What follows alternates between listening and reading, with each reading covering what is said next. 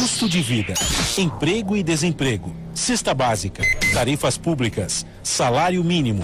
Agora, na Brasil Atual, a análise do DIEESE. Nós vamos fazer contato agora com o diretor adjunto do DIEESE, José Silvestre. Bom dia, Silvestre. Bom dia, Glauco. Nós tivemos aí o anúncio, já está inclusive em vigência no Brasil, do novo valor do salário mínimo de R$ 1.100, levando ali em consideração apenas o reajuste do INPC. Como que você viu esse novo valor e que está bastante distante do valor, inclusive, calculado pelo DIEESE, né, Silvestre?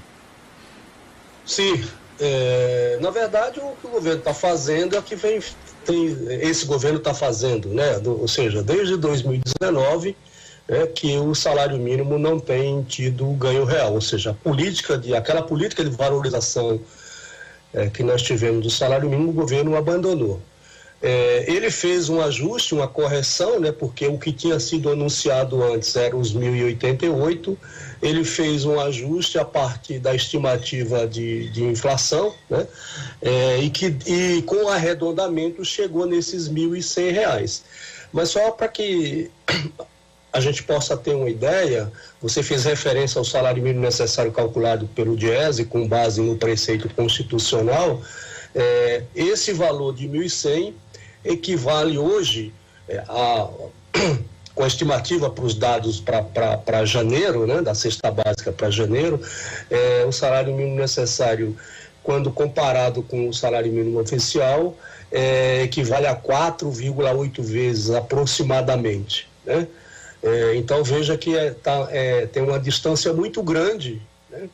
E que se nós não tivermos uma política de valorização do salário mínimo de longo prazo, a gente não vai conseguir ter um salário mínimo com poder de compra razoável, né? Como seria esse salário mínimo que o DIEESE estima com base na Constituição Federal. E nesse aspecto, inclusive, é ainda mais preocupante que o valor do salário mínimo tenha sido reajustado só pela inflação, quando a gente sabe, analisando ali os componentes justamente dessa taxa de inflação, que houve ali um aumento muito maior dos alimentos, que são a parte maior aí dos gastos do orçamento familiar das famílias, das pessoas de baixa renda, né, Silvestre? Quer dizer, o impacto da inflação, ele foi muito maior para as famílias mais pobres, que vão ter um reajuste aí apenas pela inflação, aquelas que ganham o salário mínimo. Exatamente, quer dizer, a inflação sempre penaliza os mais pobres e particularmente a inflação de alimentos, né? Por quê? Porque os alimentos são alimentos, o item alimentação é o item que tem maior peso no orçamento familiar das famílias de baixa renda, né? Então, quando você tem um aumento dos produtos alimentícios, como é o caso aí dos produtos da cesta básica e dos produtos alimentícios de uma maneira geral, isso reflete pesadamente no orçamento das famílias. Mas eu queria só mencionar aqui, Glauco, acho que a importância do salário mínimo, né? Porque ele, para que a gente possa ter uma ideia, você tem aproximadamente 50 milhões de pessoas que são beneficiados, né, com o aumento do salário mínimo, porque tem seus rendimentos de alguma forma referenciados no salário mínimo, né? Outro dado interessante é que o salário mínimo, quer dizer, esses R$55 de acréscimo do salário mínimo, ou seja, os 1.100 comparado com os 1.045, isso representa um incremento de renda na economia de aproximadamente 38 bilhões de reais, né? E também tem um incremento do ponto de vista da arrecadação tributária. A estimativa aponta que você tem cerca de 20,6 bilhões de reais seria o acréscimo em termos de arrecadação tributária por conta desse aumento, né, desse ajuste aí do salário mínimo.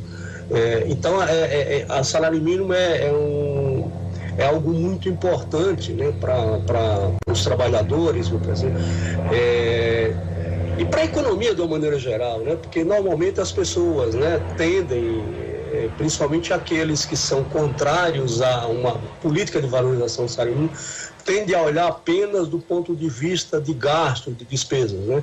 Mas os dados demonstram que exatamente o contrário, ou seja, você tem a política de valorização do salário mínimo, ela representa não apenas incremento de renda, incremento na economia, melhoria da condição de vida das pessoas, mas também, isso é importante que se frise, um grande estímulo para a economia da maioria dos municípios brasileiros, né? Até porque o salário mínimo tem um grande impacto também do ponto de vista da Previdência, né?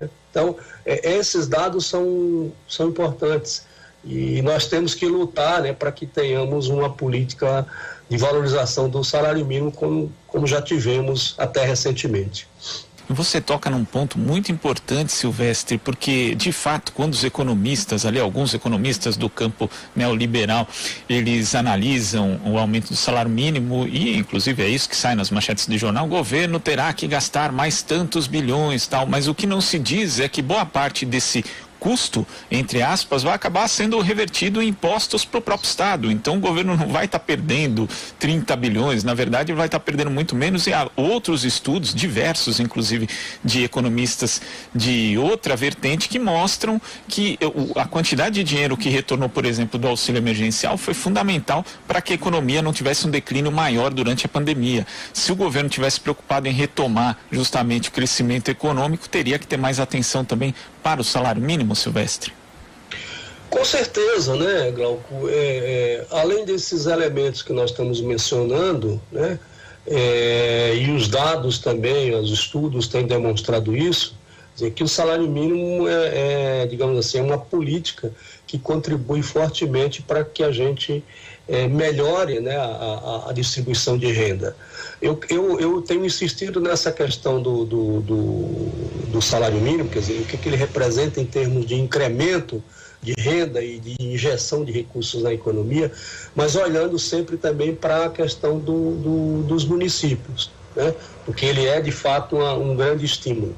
Você mencionou aí a questão do auxílio emergencial, né? Que é como o governo está dizendo que não vai renovar o auxílio emergencial, isso será uma grande tragédia para o Brasil agora em 2021, se esse governo não fizer nada em relação a políticas, né, que amenize a situação dessa grande parcela da população, enfim, de uma boa parte dos trabalhadores, né, que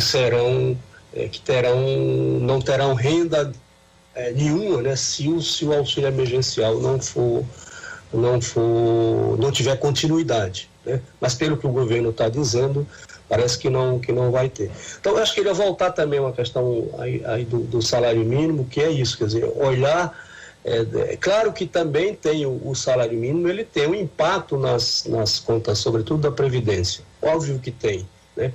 Mas isso é muito mais do que compensado com esse incremento, seja do ponto de vista do incremento na economia, seja do ponto de vista do crescimento da arrecadação, enfim. Então, é uma luta histórica, né? Nossa, do Diese, do movimento sindical brasileiro, para que a gente tenha uma política efetiva de valorização do salário mínimo. Tá certo, Silvestre, muito obrigado pela sua participação aqui no Jornal Brasil Atual. Até amanhã. Até amanhã, Glauco. Bom dia para você. Bom dia. Conversamos aqui com o diretor adjunto do Diese, José Silvestre.